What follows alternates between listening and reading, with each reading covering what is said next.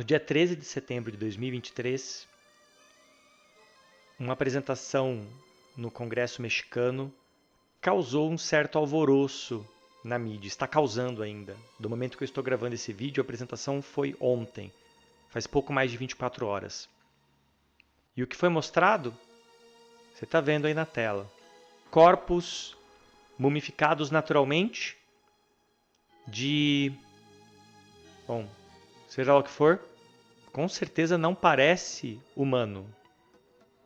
Mas o que será? Elas estão aí desde 2016, mas eu não tinha conhecimento delas. Talvez você não tivesse também. Mas elas são artefatos bem conhecidos nos meios ufológicos. E eu confesso que quando eu assisti a apresentação ao vivo ontem, eu me choquei um pouco.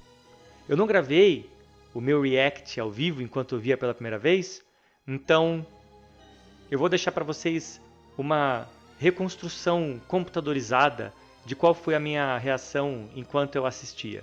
Veja só.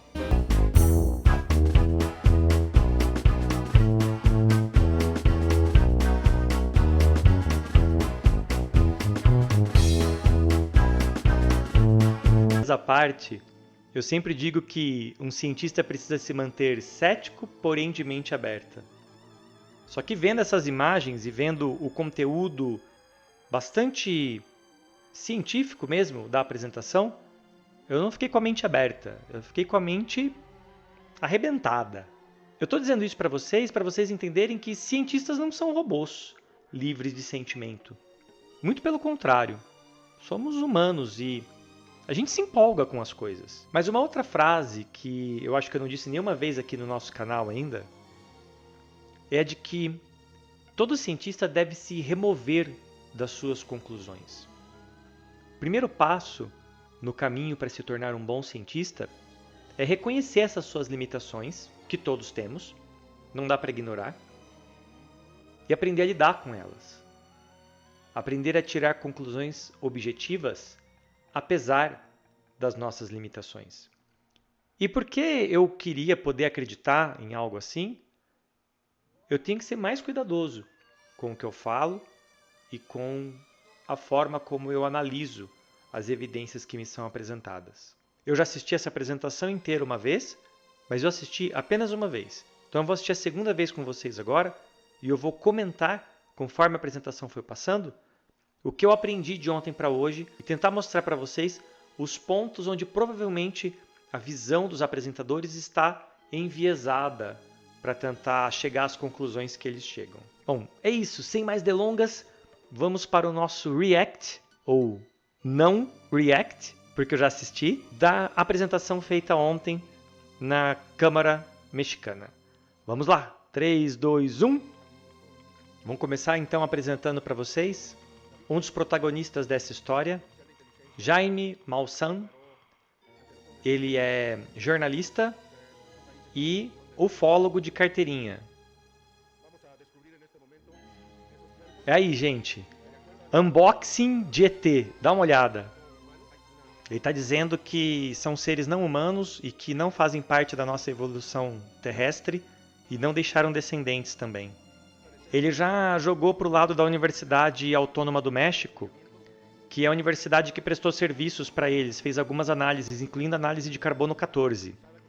E de ontem para hoje, a universidade já se manifestou oficialmente no Twitter, dizendo que, na verdade, eles apenas prestaram um serviço, que os dados da análise são privados, porque foi um contrato particular, e que eles não compartilham das conclusões tiradas em cima desses dados. Tenham isso em mente. Esse é o Joiz Mantilla. Ele é um jornalista e ele começa dizendo que ele entende a surpresa dos jornalistas, que normalmente ele está do outro lado da plateia, no lugar dos jornalistas, mas que dessa vez ele está do lado do apresentador.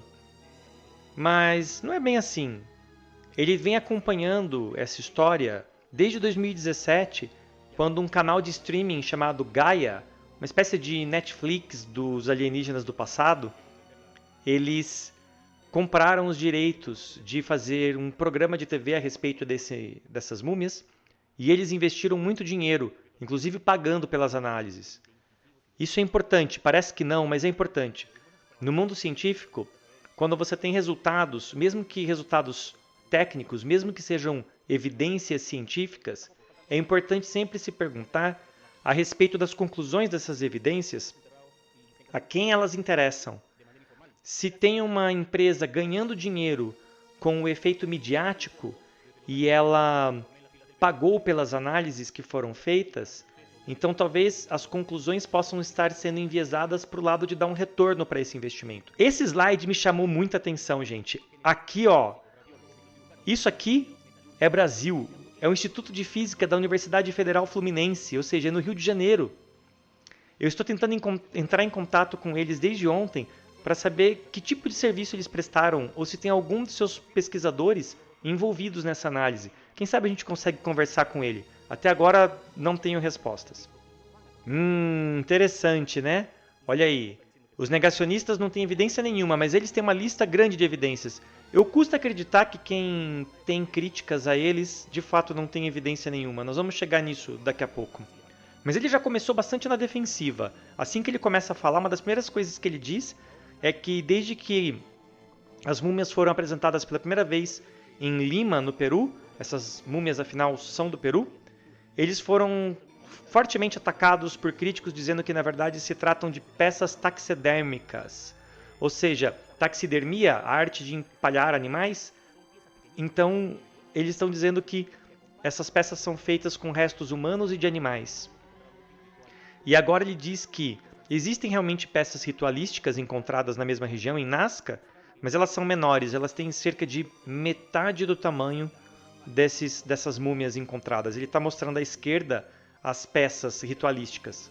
Agora, de novo, em cima, o que ele chama de múmia, e embaixo, o que seriam as peças ritualísticas, dizendo que não é a mesma coisa. Ele diz que a de baixo, de fato, é feita com pele e restos de animais, mas a de cima não. Esses corpos eles foram encontrados perto de Nazca, no Peru, enterrados numa mina de diatomeia. Diatomeias são pequenas algas que têm milhões de anos. Elas tinham conchinhas de cálcio e quando elas morreram, a parte biológica, o material biológico se decompõe, mas a conchinha fica. Então, o resultado são blocos rochosos de cálcio puro, que absorvem muita umidade. Então, corpos como esse ficariam altamente preservados naturalmente. E aqui ele mostra a primeira evidência dele, raios-x de uma das múmias. Ele diz que são 3 corpos de 60 centímetros, alguns deles com implantes metálicos, e esses implantes foram analisados por equipes especializadas em metalurgia. E aí, olha só, um deles tem ovos orgânicos dentro do corpo. Ele está dizendo que os cientistas da universidade disseram que são realmente materiais biológicos, né? E aí, ele está mostrando uma tomografia computadorizada de um daqueles ovos dentro da barriga. E olha lá, parece mesmo um embrião. Então, de fato, é um ovo ali dentro. Agora, uma coisa importante comentar aqui é que a embriologia, como nós conhecemos, ela mostra pra gente que no momento da gestação é quando os seres que evoluíram uns dos outros, que são relacionados, são mais parecidos, no seu estágio mais simples de formação. Se você olhar o embrião de um peixe, de uma galinha e de um ser humano, dificilmente você saberia a diferença nos primeiros momentos. Depois eles se desenvolvem, obviamente, muito diferentemente. Está dizendo lá, ó, a cidade de Palpa, no Peru.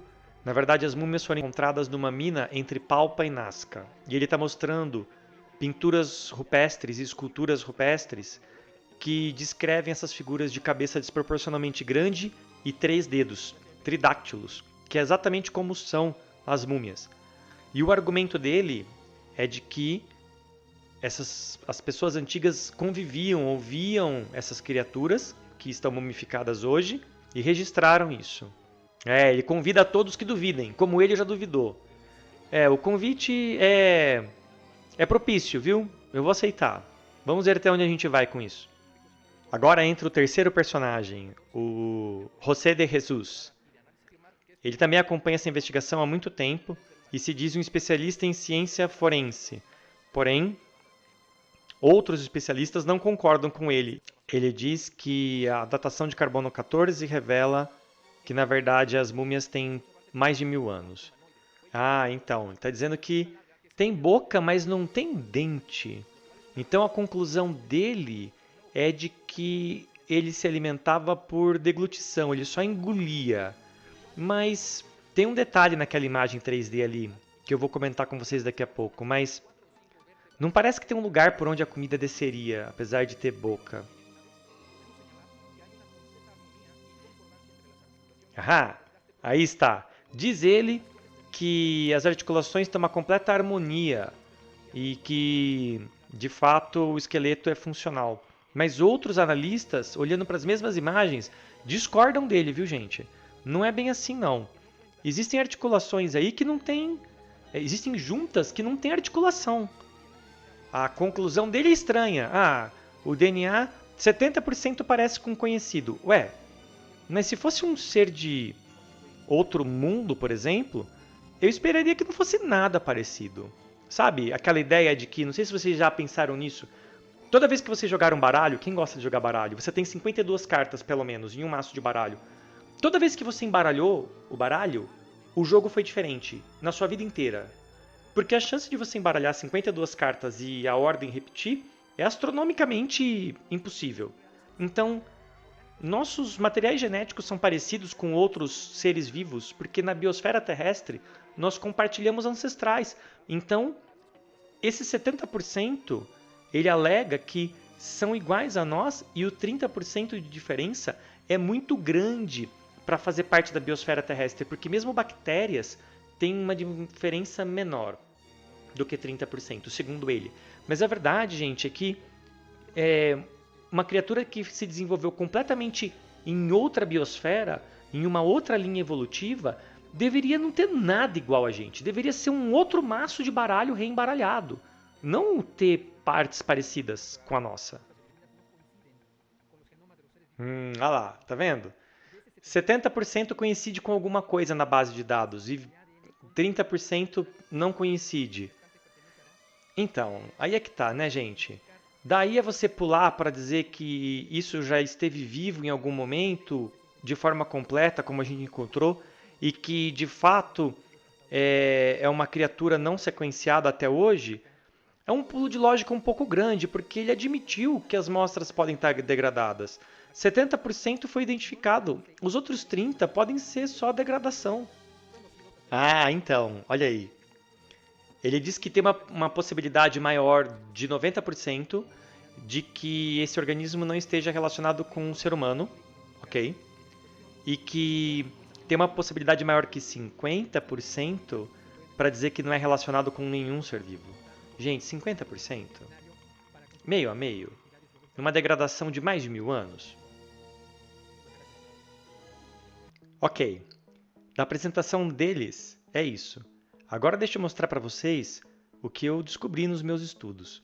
Lembra que eu falei que eles deixaram de fora as mãos? Que existem algumas mãos que são também parte dessa coleção, foram encontradas no mesmo lugar? Olha só, essas mãos, aqui é o raio-x de uma delas, tá? Comparado com uma mão humana.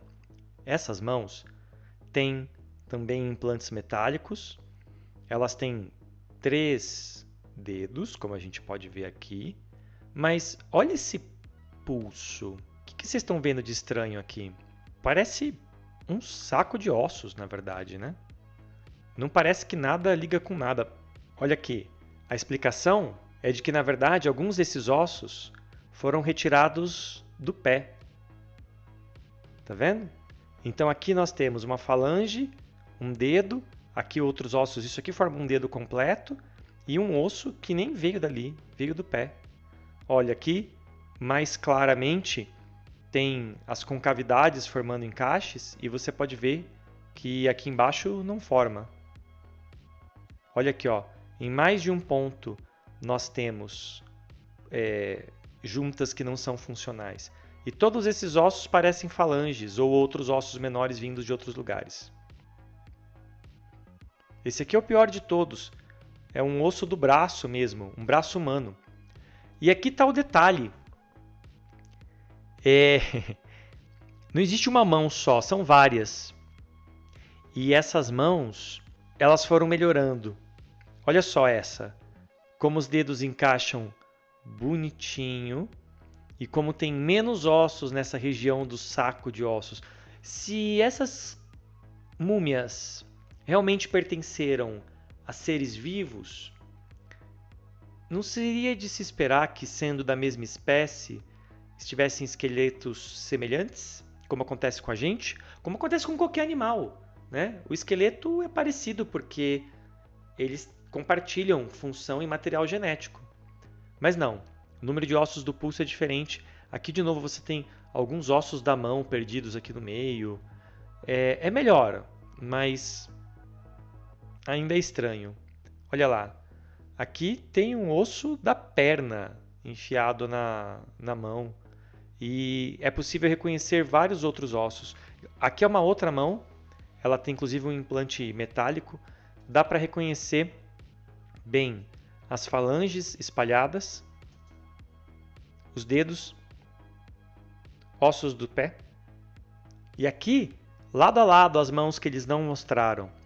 Você pode ver que aqui essa foto foi colocada em ordem, uma ordem muito específica. Parece que alguém foi aprendendo como fazer cada vez melhor essas mãos.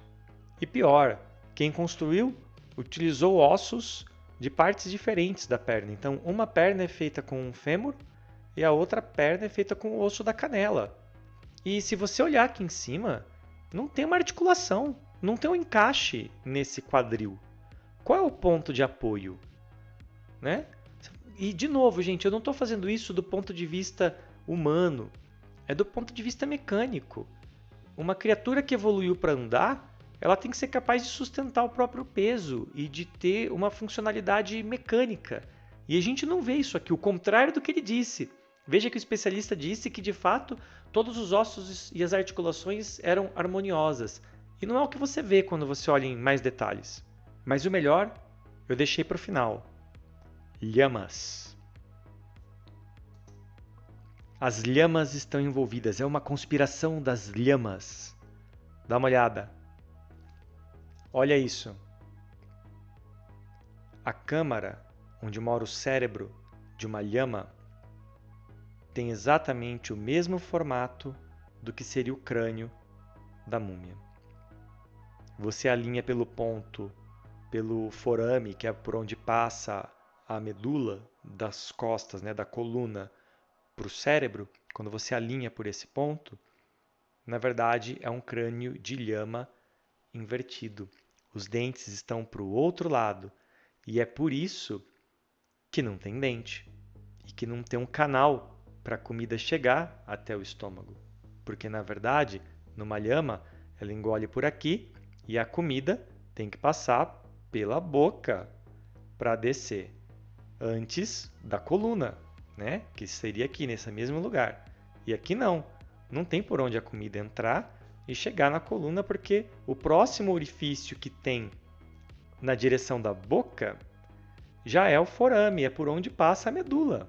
Então, de fato, parece ser o trabalho de um artista que aperfeiçoou sua técnica, e aqui é possível ver que até aquela história de que as órbitas oculares eram grandes, né, para caber um olho, olha só, é o osso da nuca da lhama.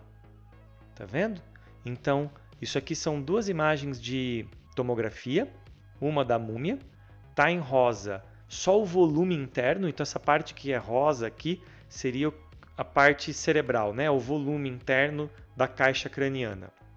Quando você compara os dois, eles são muito parecidos para ignorar, gente. Muito parecido. Então, minha gente, do que se trata tudo isso? Bom, não dá para ter certeza. Do ponto de vista, né, de evidências científicas, não dá para afirmar com clareza o que é. Mas é possível afirmar o que não é. E é possível ter, sim, uma ideia, uma hipótese, que ainda precisaria ser testada, mas é possível ter uma hipótese bastante embasada sobre o que são essas múmias. A explicação pode ser a primeira coisa que ele já descartou, né? Que de fato são peças ritualísticas. Bom, então, se forem peças ritualísticas, são trabalhos de taxidermia, como eu falei antes, que é a arte de você dar forma à pele. Taxidermia em grego significa dar forma à pele. Então, quando você olha para a múmia, sabendo agora que esse crânio tem grandes chances de ser um crânio de lhama esculpido, então a mandíbula ficava para trás, isso daqui é o osso da nuca, foi esculpido. Existe de fato uma pele colocada por cima, você vê que a pálpebra, o buraco da pálpebra é muito menor, então essa pele pode ter sido humana, pode ser a pele de outro animal, né? E aí os ossos, como nós vimos, parece ser uma mistureba de ossos humanos de diversas partes do corpo para formar essa criatura. Então, é algo que, olhando até para aquela evolução das mãos, de fato parece que houve uma evolução da arte de fabricação e são peças ritualísticas. O argumento dele de que as peças ritualísticas de verdade são essas de 30 centímetros e essa não pode ser porque tem 60, é a mesma coisa que dizer que aquele ursão gigante que tem nas lojas que a criança passa lá e fala: eu quero um desse, esse ursão gigante. Poxa, o ursinho de pelúcia é só o pequeno. O grande não é urso de pelúcia, né? Então, o artesão fazia o pequeno porque conseguia fazer o pequeno, talvez com ossos de animais menores, enquanto que o grande era feito com ossos humanos e requeria ali uma experiência maior para lidar com aquilo, né? De fato, uma arte. Querer acreditar, eu até queria, mas a gente não pode abandonar o método.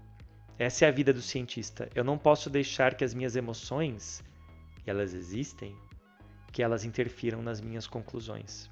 A conclusão tem que ser objetiva e deve considerar todas as evidências. Eu não posso escolher só as que me agradam. E seguindo com a nossa tradição de encerrar o vídeo respondendo uma pergunta de um vídeo anterior, a pergunta de hoje é do Alisson Campanelli 303 e foi no vídeo sobre a supercondutividade. Ele diz assim: se a corrente elétrica no supercondutor não sente resistência, então ela não produz calor também. Isso significa que eu posso passar qualquer corrente ou tem algum limite? Se eu aumentar muito a corrente, chega a produzir calor?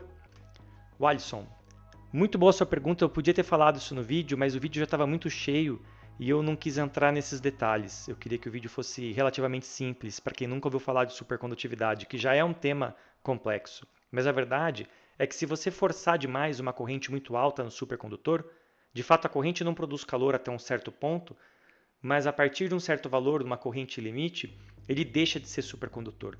Os fenômenos quânticos que governam a supercondutividade, eles desaparecem, né? Eles desmoronam ali e perdem as propriedades supercondutoras. Se você também tem uma pergunta, deixe aí nos comentários de qualquer vídeo.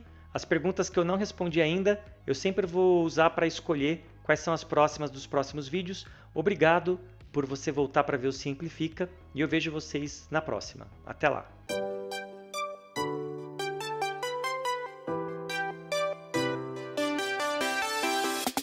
Yeah.